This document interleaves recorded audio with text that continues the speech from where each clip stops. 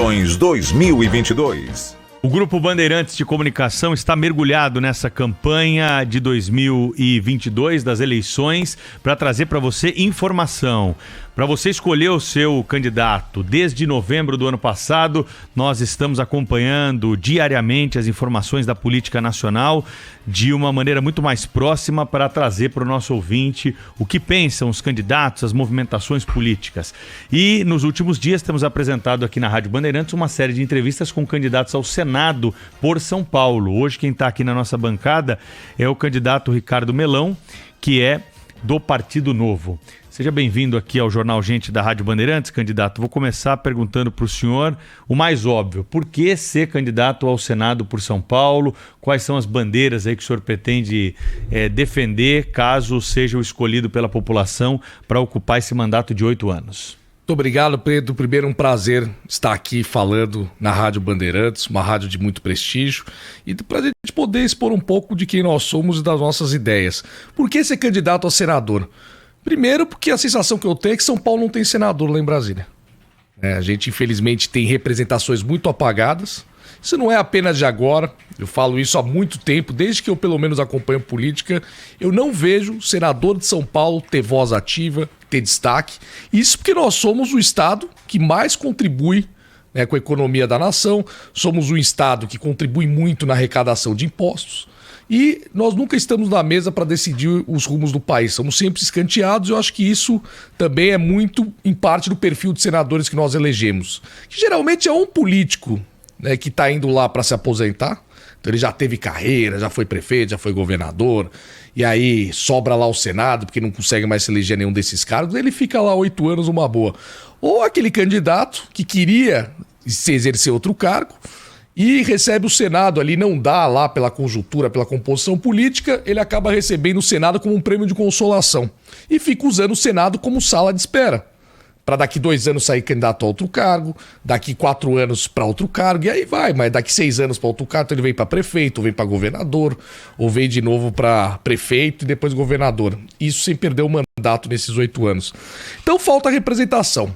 Precisamos eleger um perfil diferente, candidatos independentes, de partidos independentes. Isso é muito importante, porque não adianta só eu não ter o rabo preso com a justiça.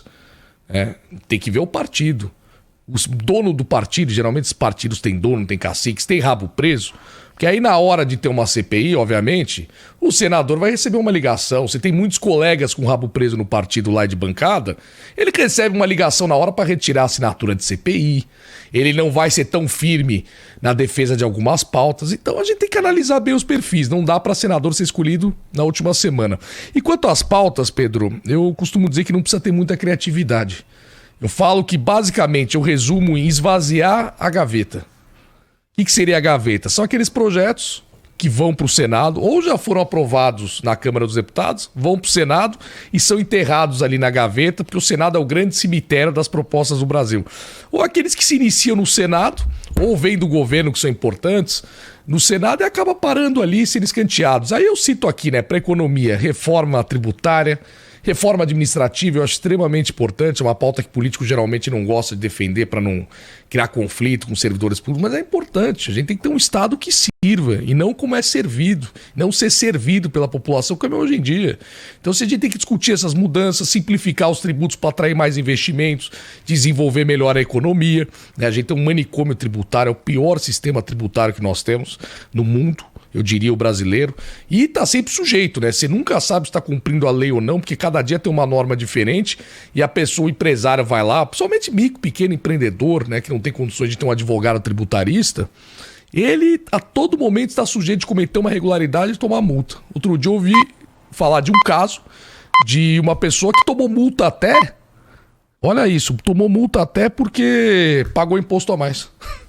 Então você vê. E aí tem outras pautas importantíssimas que estão lá enterradas, que eu considero prioritárias também para a gente discutir e que a população pede, que é a possibilidade de prisão em segunda instância, acabar com a impunidade. O criminoso, quando é pobre, ele não tem dinheiro para recorrer, não tem grandes advogados, ele acaba tendo lá um julgamento, não consegue recorrer, já é preso de imediato. Quem tem dinheiro, contrata advogado. Nós temos um um código de processo penal que possibilita mais de 30 recursos na esfera criminal e ele vai recorrendo e quando transita em julgado, né, porque ele aí recorre para STJ, STF, vai indo, né, onde o advogado conseguir encontrar a brecha e aí o cara só vai para cadeia quando transita em julgado, que é quando ele tá com 90, 80 e poucos anos, então ele não é punido nunca. Fim do fórum privilegiado, fim dos super salários, enfim, tem várias pautas aí. O candidato é esvaziar Ricardo a Milão, gaveta. que é o candidato pelo Partido Novo ao Senado por São Paulo, conosco aqui hoje no estúdio da Rádio Bandeirantes. E esse momento de campanha, não é, candidato? É importante também para a gente colocar alguns assuntos em debate para o ouvinte da Rádio Bandeirantes acompanhar. E o senhor citou reforma administrativa como uma bandeira do Partido Novo. Então, queria perguntar duas coisas para o senhor a respeito disso. Primeiro, que reforma administrativa o Partido Novo defende? Porque é como reforma tributária, todo mundo é a favor, mas na hora de perguntar, mas qual? Pode ser ou um universo completamente diferente, e aí o consenso é difícil. E eu queria também perguntar para o senhor o seguinte, hoje, o político do Partido Novo com mais destaque é o governador Romeu Zema, de Minas Gerais, candidato à reeleição e inclusive líder das pesquisas. Ele assumiu com as bandeiras do Partido Novo e teve algumas dificuldades lá, por exemplo, nessa questão administrativa. Assumiu com uma visão liberal, mas tentou conceder um reajuste gigante, por exemplo, às categorias de segurança, não conseguiu levar isso para frente. E no começo desse ano, enfrentou greves em vários setores, de transporte, educação, ou seja, gestão tumultuada. O senhor acha que Romeu Zema, como representante do Partido Novo, na vida real da política, conseguiu colocar em prática aquilo que o partido defende? Perfeito, vamos lá. Primeira pergunta. Reforma administrativa, que eu tento resumir para ficar mais fácil para as pessoas entenderem. Eu falo que é uma reforma administrativa onde o bom servidor é devidamente recompensado pelo desempenho dele. Então nós não temos, por exemplo, nunca foi regulamentada a avaliação de desempenho no serviço público. Então hoje as promoções se dão ou por critérios políticos, o que desincentiva muita gente que trabalha ali, ou os acréscimos salariais, eles vão ocorrendo por benefícios, por tempo de serviço. Nunca são critérios assim meritocráticos. E aí você tem incentivos muito ruins para quem está lá. A pessoa vai empurrando com a barriga muitos deles, infelizmente, e por aí vai. E também que os maus servidores possam ser afastados, possam ser punidos devidamente. Hoje você não tem demissão, você tem uma estabilidade, logicamente, se compreende, para mim, carreiras de Estado são importantíssimas, que mantenham essa estabilidade, aquelas que você não tem equivalentes na iniciativa privada. Agora, do restante, desempenhou mal, qualquer empresa, qualquer lugar, você que trabalha numa loja, no comércio, você não desempenhou bem, não trabalhou direito, foi um funcionário embora. Outra coisa, coisas que não fazem mais sentido hoje no poder público. Por que você não pode fazer uma contratação, você faz um concurso, né? Hoje, se você precisa, vamos supor, servidores para uma determinada questão do momento. Então eu falo, olha, programação é uma coisa importante para o aluno aprender, vou contratar vários professores de programação. Aí passa 10, 15 anos, muda totalmente a tecnologia e o mundo, e a pessoa fica lá igual o datilógrafo. Tá ali e fica o resto da vida, paga aposentadoria, um casamento até que a morte o separe.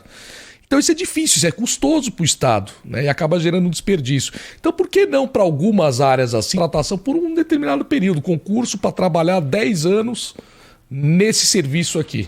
Isso não existe essa possibilidade, seria importante ter também. Acho que esse modelo de reforma administrativa, estou tateando aqui algumas questões, mas eu acho que seria o modelo ideal, algo que pense nisso. Em resumo, é isso. Agora, quanto ao governador Romeu Zema, que você citou bem, bom, existe aquilo que são os ideais que nós defendemos, que nós buscamos, e existe a realidade. O Zema se elegeu, foi uma surpresa para todos nós, obviamente. Tem uma bancada na Assembleia extremamente pequena de deputados do nosso partido. Nós tínhamos 4, agora estamos com 3 ainda. Tivemos um que saiu.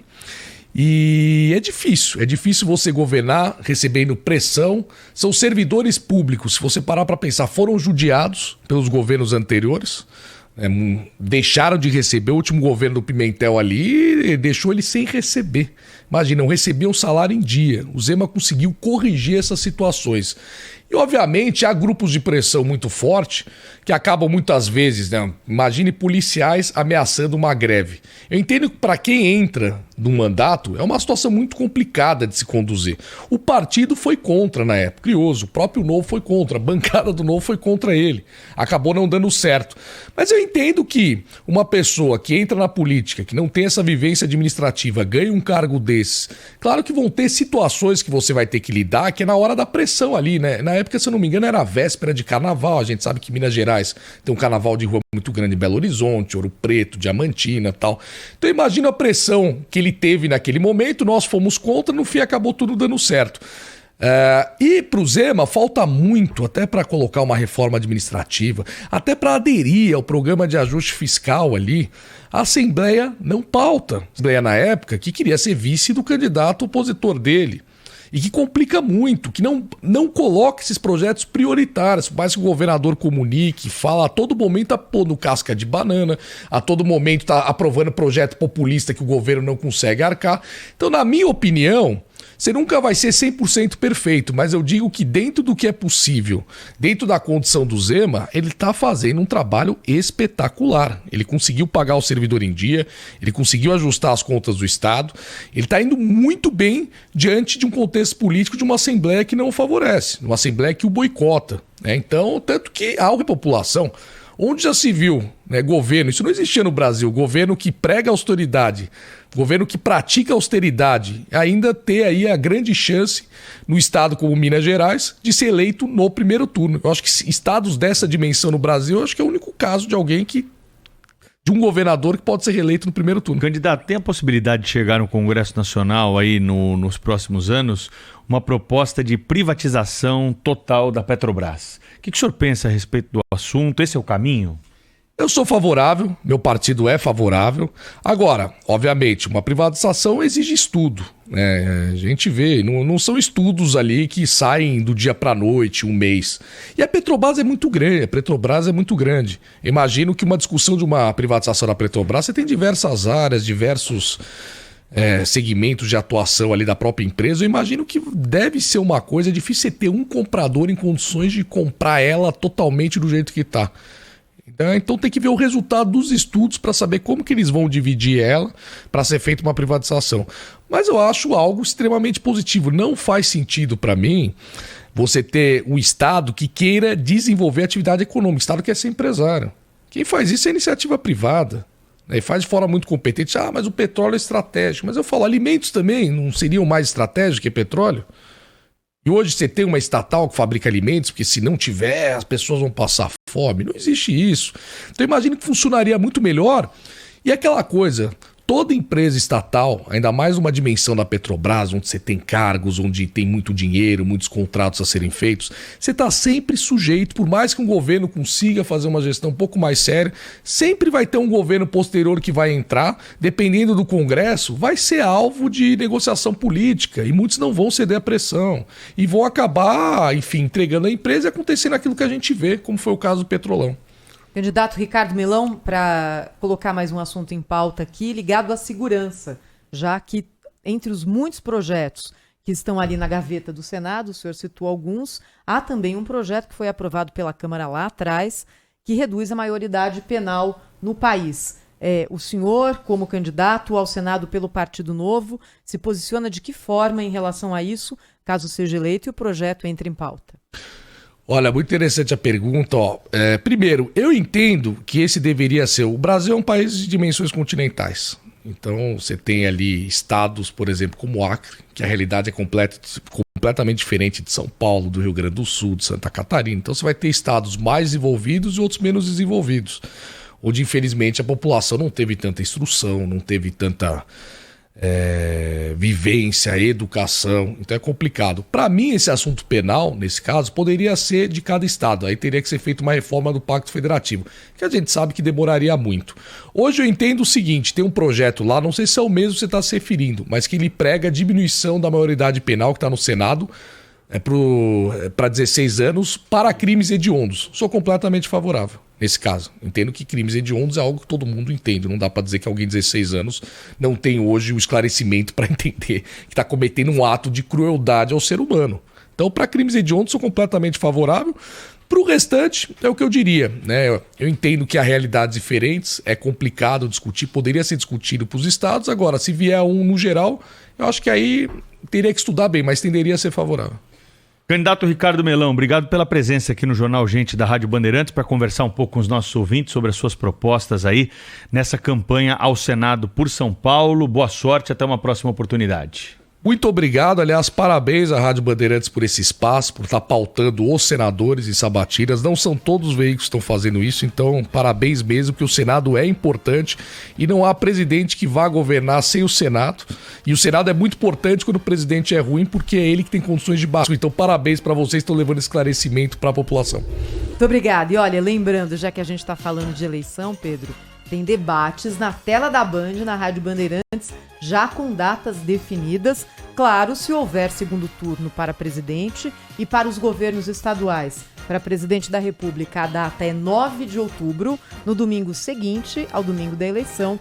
E para governadores nas praças, nos estados, na segunda-feira seguinte, no dia 10 de outubro. Já fica aqui o convite e o lembrete para todo mundo já colocar na agenda.